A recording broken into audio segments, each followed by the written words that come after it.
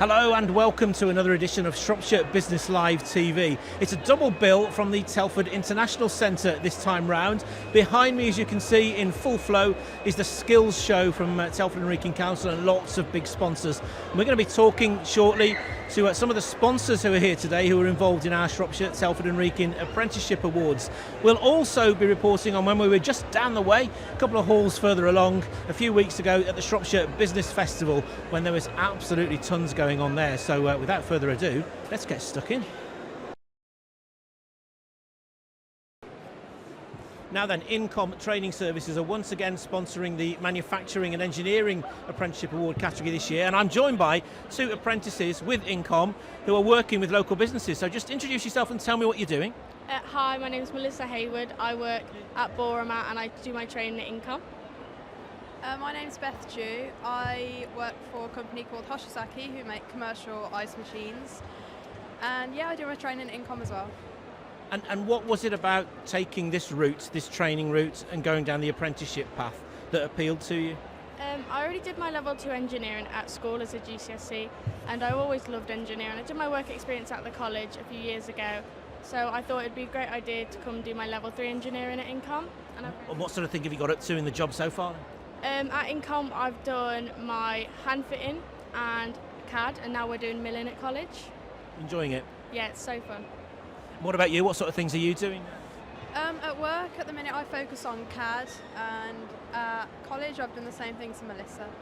I did a year of A-levels, so I'm a little bit older than Melissa, but I really didn't enjoy it. So I was looking into apprenticeships, got a place with Hoshizaki, and I love it. I really enjoy it. And how are you finding the mix of learning and doing in terms of one thing feeding into the other? How does that work? It is brilliant because it just switches up the week as well. So obviously we have half a week at Incom, half a week at work, and it breaks up the week. So it's not repetitive. You're not doing the same thing every day like you are at college or like doing A-levels. I love it. I really enjoy it. In terms of, so you mentioned it wasn't really your first choice then, apprenticeships, but have you now got a clear idea of what you want to do next? 100%. I'd love to go into design. My company really pushes that as well, so I can't wait for the future and what I'll be able to achieve. Sounding great. What about you? Has it changed your idea about how your career might go from here? Well, I've always enjoyed engineering, and I'm at my company, and it's been so good. Every single part of it has been just like I expected. No bad things to say. Brilliant. So if anybody's thinking of following in your footsteps and studying through the guys at Incom and getting a job, what would your recommendation be? What should they do? Get into a apprenticeship, get into one of our open days, come, see what it's all about, have a tour of the academy, and sign up, and then try and appeal for an apprenticeship with a company. What about you? What's your one big piece of advice you got for people? I just say never give up. You're not going to get the first thing that you apply for. I mean, if you're doing brilliant, but you just got to keep applying. Just don't give up. If you know what you want to do, keep going for it and don't give in. Brilliant. Great to meet you both. Thanks ever so much. Thank you.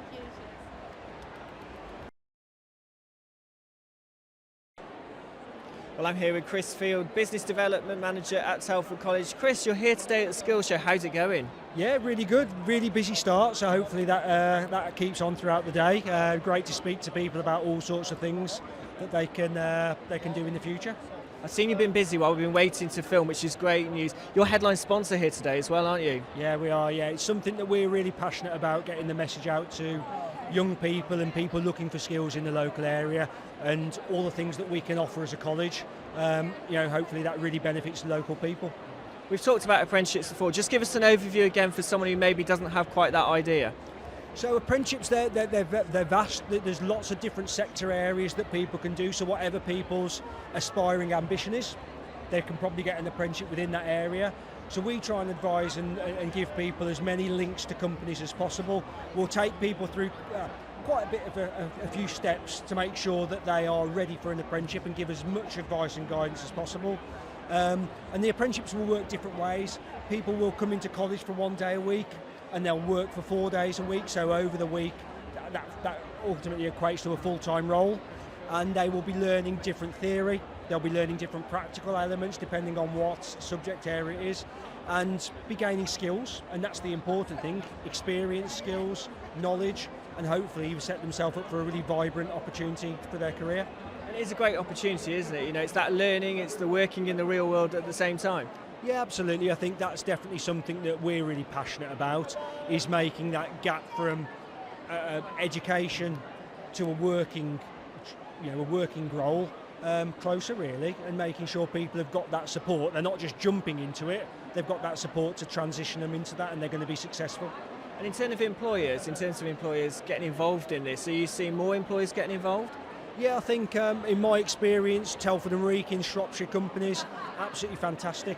Their mindset in terms of giving people an opportunity as an apprentice, and the mentoring and the time that they put into people is fantastic. We work with some amazing companies.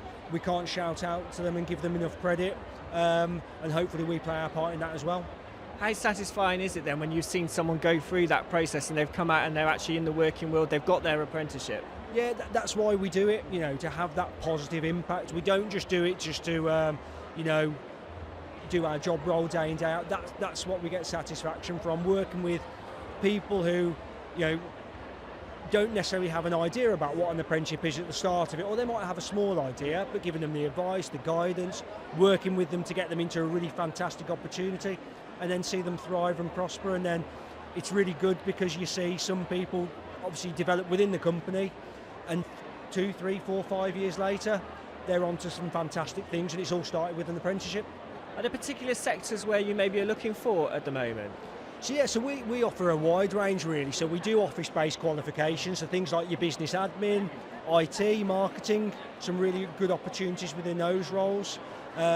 We also do sort of trade, construction, engineering, so again, anything from bricklaying, property maintenance. We do a groundworkers apprenticeship, engineering apprenticeships, and we do another progression from engineering level 3 to an engineering level 4, so they get their HNC.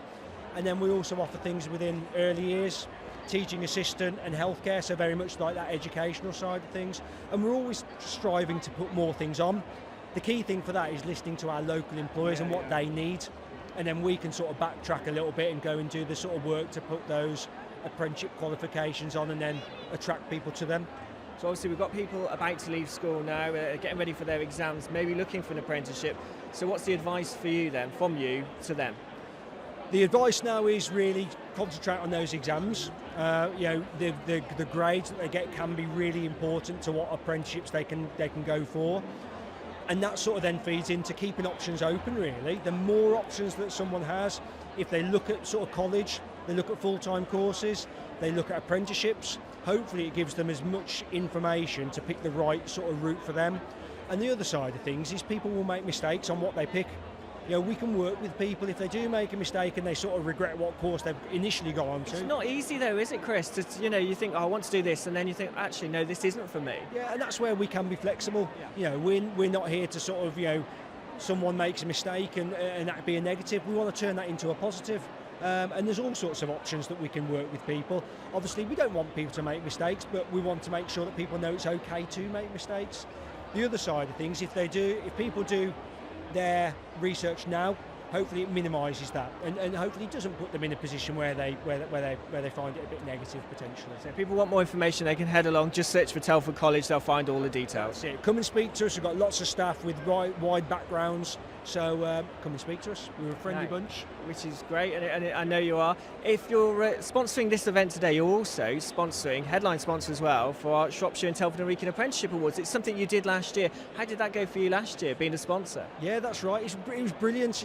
Again, what we want to do is celebrate apprenticeships. We want to inspire people, and if they read about apprenticeships from whether it's a learner point of view or whether it's a company point of view, that's what we want to do. So the awards were fantastic, and we want to be part of them again.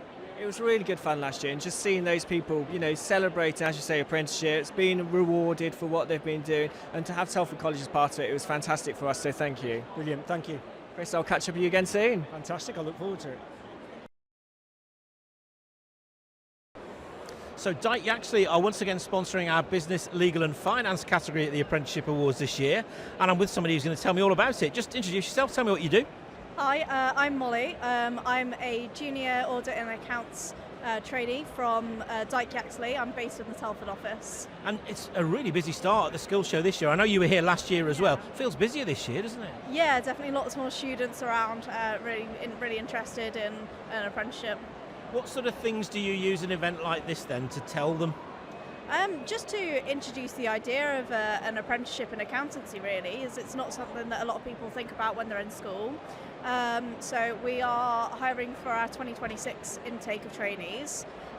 So it's just sort of popping that idea into their head of that being an idea of something they could do in the future. But apprenticeships are certainly not new from Dyke Yaxley's point of view, are they? I mean, you've got a track record going back, how long? Lots of years.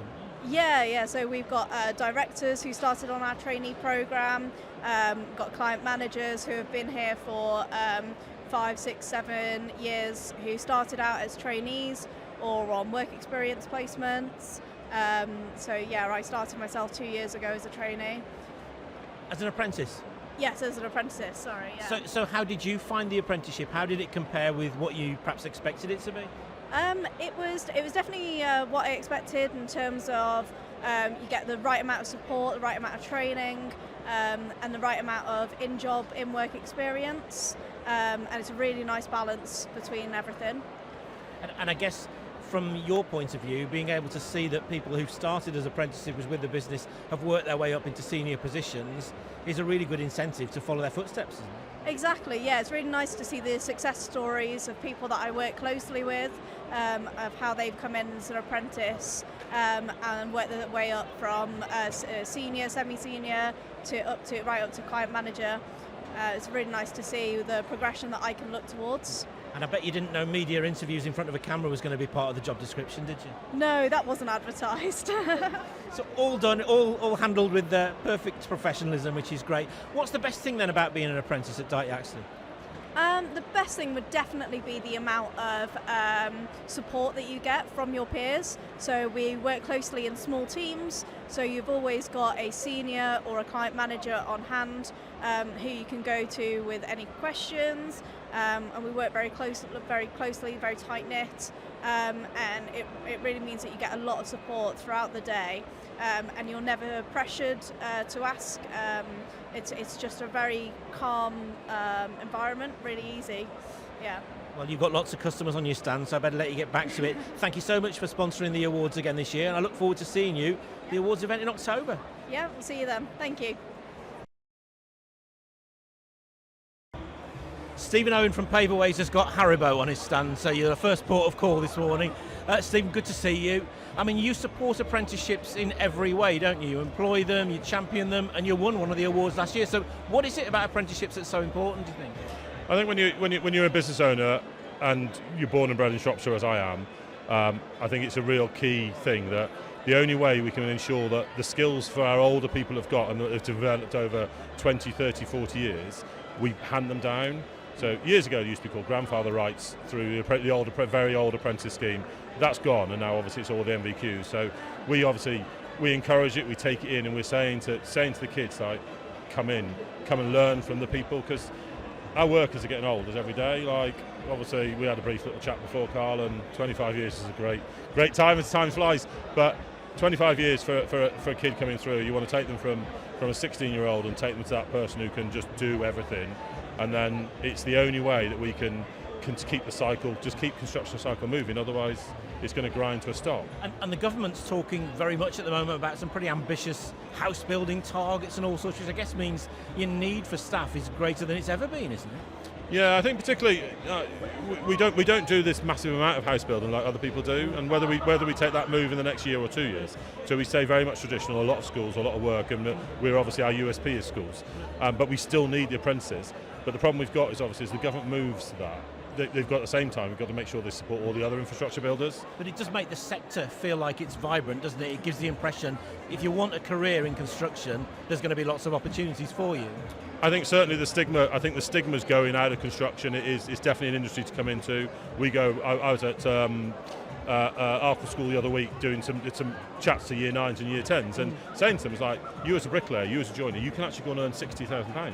You can be earning that 4 or 5 years after you start your apprentice scheme, and they're a bit like... Do they know that? They don't know that. They're not aware of it, and I think the teachers weren't aware of it, because the teachers sat there going, oh, can I come and Retrain. take some? Want to Yeah, retrain? yeah, can I come and take some Haribo and join that? So I think it's really that. But I think the government really kicking it and really putting the emphasis on it. And you look at today, and it's fantastic to see the kids running around and the interest that we're getting for the kids, and they're varied, and the attitude is really starting to show through. And yeah, I think it's really important that we really press the year 8s and the year 9s, and we say that, look, construction's a brilliant industry to be in. It is. You work outside. You've got colleagues who are a similar thing. You can have a real laugh, and every day is different. Every day is different. You change sites, you move around, and what you actually do, you can stand back at the end of the day and go, that's what I built. I've done that, and I've made that difference. And Paperways then as a business, how's the year shaping up? You've got off to a pretty busy start, haven't you? Yeah, no, pretty good. Telford and Wrekin have been really good for us, which is obviously why we're putting back in. We're putting a lot of stuff back into the apprentice scheme in Telford, a lot into the education. As a company, obviously, we set our targets. We've hit our targets this year. We're well through our targets for 25, 26 as well, which is really, really good.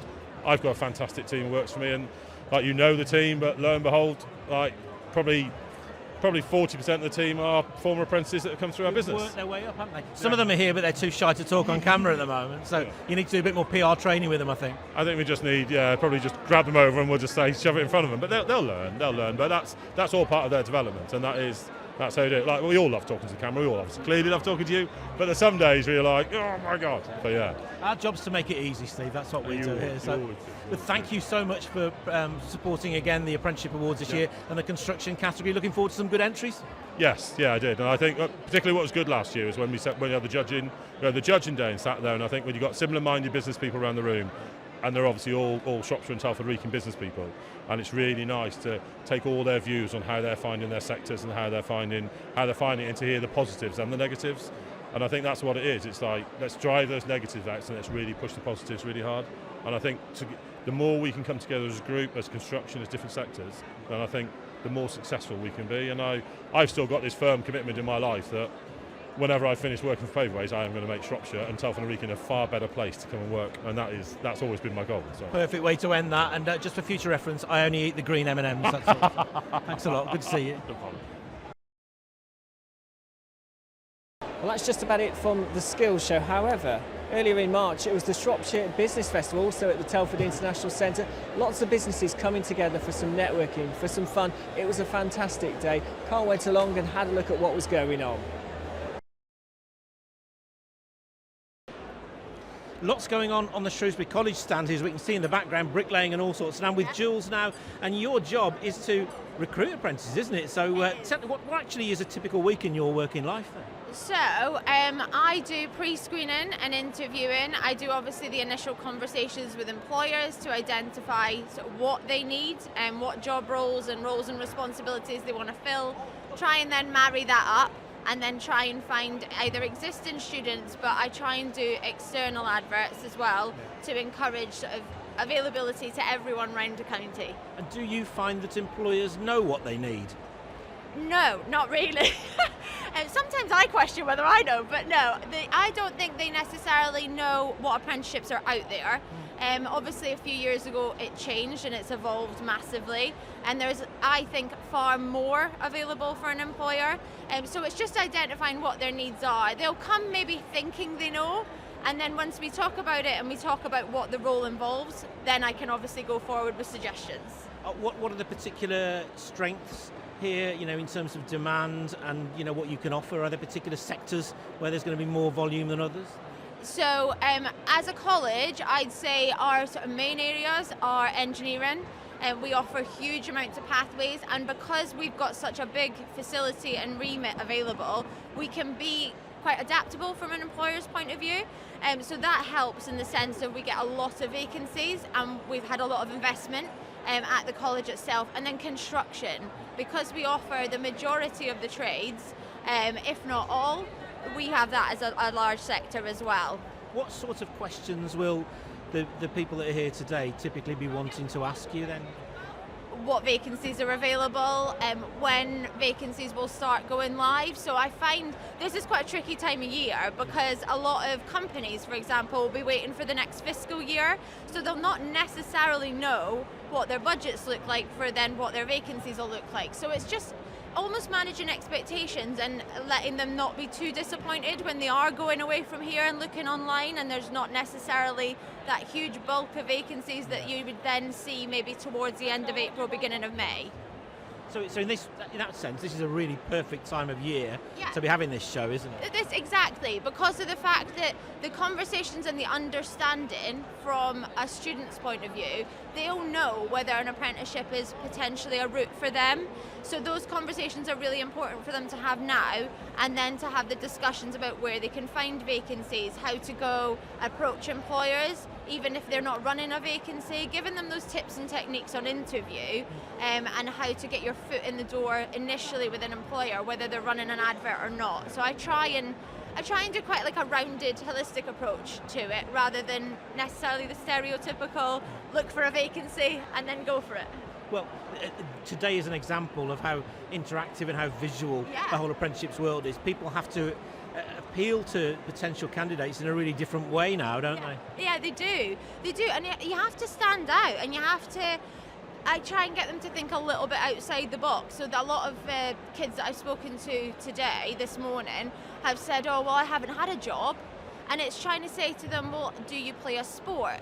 So use that on your CV, on your application, to say you're good at teamwork, you've got good discipline, things like that. So trying to get them to not just see it for whether I've done a work placement, whether I've got a part-time job at the local shop, things like that. Trying to evolve their sort of CVs a little bit more and be creative without lying, obviously. Sort of selling yourself is a key in all elements, isn't it? With everything you do these days. I'm glad I don't have to produce a CV these days. To be honest. It's so true. I do always like reflect now and I think, how would I be if I had to do this now? Because years ago, it wasn't that competitive. Now, there's obviously so many vacancies out there, but then probably 3 times the amount of people looking. You have to make yourself stand out. Absolutely. Great to chat with you. Thanks so much. Thank you, my pleasure. Take care. Well, we're here with our friends from Start Tech, whose branding is everywhere at the festival. You're sponsoring the seminar stage. Tell us what you're doing here, what you've got going on your stand here. So today we have the whole of the team, or most of the team here today. We're doing snakes and ladders, so people can come along, have a go at our game here. We're talking about what we do, so that's managed IT and cybersecurity, and it's a great chance to network with other like-minded companies, really, and the attendees. And I know your MD is going to be talking about cybersecurity at the seminar stage. It's become like the buzzword, hasn't it, this year? What kind of things are companies talking to you about? How worried about this are they? Yeah, I think people are more aware now than ever about the risks of cyber attacks. They're hearing about it, no longer it only happening to big companies, it's happening to even one-man bands. So people are talking to us about how they can stay secure. They're talking about concerns with AI in particular, how they adopt that and how they adopt that securely. And they're talking about the weakest link in the chain, which is often the end user. They can put all the measures in place that they want, throw a load of money into firewalls, endpoint security and the likes, but ultimately the weakest link is that person in front of the laptop. It's yourself, isn't it, sometimes? Exactly. So train your users regularly and conduct phishing simulation tests where we're actually testing our users and helping them and giving them the tools they need to do to remain secure.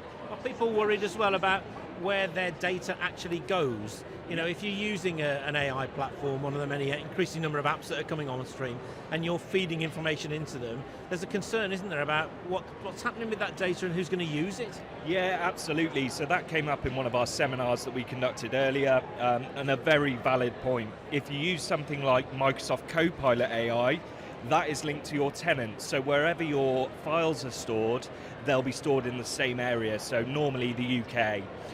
If you're using ChatGPT, the free version, that could go elsewhere. So our advice would be use the paid version of ChatGPT or use something like Microsoft Copilot. I'm going to leave you to play a game of Snakes and Ladders. It's quite a spectacular one as well, isn't it? Great stuff. Yeah, it absolutely is. So yeah, great to see you, Carl. Thanks for your time. Thanks a lot. Take care. Right, I'm here now with Helen from Tourist Accounting. You've got a competition running today to guess the number of sweets in the jar. Did you put them in yourself? I did. myself and Kelly, we counted all of the sweets as they were going in. I figured it was better than trying to count them coming out. What was it like? Put one in, eat one. Put one in, eat one. Was it a bit like There that? was definitely a little pile in the corner that we were going, don't put those ones in, we might eat them. Tell us a bit about your business. So we're a small accountants based in Telford. We're up by the Odeon Cinema in the middle of town centre. We predominantly deal with small and medium-sized companies, either sole traders, limiteds, rentals, and we work with people to help grow their business. That's our aim, that's our point. The name Touras is Irish for journey or voyage, and that's kind of our aim, is to help people on their business journey to go from small to big and to meet their demands. Does that mean there's some Irish roots in the business then? There is. I am Irish. I was born in Ireland. I have an Irish passport. My parents still live there, so I go back every year. So yeah. So what brought you to Telford then? My dad and his job. I've been in Telford since I was 16 and in the UK since I was about 8. So I don't have much of an accent, although every so often people say, hang on, I can hear something there. I'm not entirely sure. There's no such thing as a proper Telford accent though, is there actually? Because people have come from so many different places. This is the thing, and a lot of my childhood I lived in Stamford in Lincolnshire, so again I'm all over the place. And the purpose from your point of view today of an event like this is what? Is it brand awareness? Do you expect to come out of this with a list of new clients? How does it work? Partly brand awareness, but also just to kind of be amongst other businesses that are in Shropshire. I mean, with it being here at the International Centre, it's literally on our doorstep, and it just made perfect sense for us to be here. So yeah, that's it's great to be out and meeting people and other businesses that are our kind of clients. I think you've summed it up. It's great to be out, isn't it? It is. Nice to see you. Thank you. Well, I'm here with Luke Crump now, who is one of these creative people that can bring an event to life visually. Just tell us a bit about you and what you do. Okay, well, yes, thank you, Carl. I am Luke Crump, and I'm a local artist. I'm based near Chester, but I do satellite around Telford, Shrewsbury. I've been doing art now for about 5 years professionally. I've always drawn, I've always doodled, and I love illustration, especially in maths class when I probably should have been doing work. I thought you were going to say you like maths then. I know no. maths. So what's your brief here today then? You start with a blank canvas. What do you know? What do you need to know before you start? Well, so yes, my canvas was almost blank. I had some logos on of the sponsors of the event. But my aim is to fill the whole piece with various things I've seen, business themed words, imagery, and just to meet people, have a good time, and just do something a bit different. And it's obviously something people can come back and look at during the day, and yeah. What happens to this afterwards then, do you know? It gets sold for millions. I wish. And you get a cut of it, no? Yes, no. It's yet to be decided. They might, Beth, the organiser, might have it in the office if there's space. It's quite a large piece, so we're not too sure yet. I certainly don't have room at home because, as you can see, I have quite a few different pieces I've worked on in the past. But yeah, this is something a bit different from what I usually do. I do a lot of music festivals, events, parties, but a business festival feels good to be at. And so how long will it take you to fill this then? Well, how long have we got? Hopefully until the end, so 7 o'clock. I could probably whiz through it and finish it all in about 3 hours, but we're here till 7, so a good couple of hours to just relax and speak to people as well. Well, I'm looking forward to seeing how you visually interpret the chat that we've just had on this phrase. Looking forward to it. Yes, maybe a microphone and some, yeah, we'll see. Excellent. Come back in an hour and you'll see. I will. Leave you to it. Thanks a lot for talking to us. Thank you.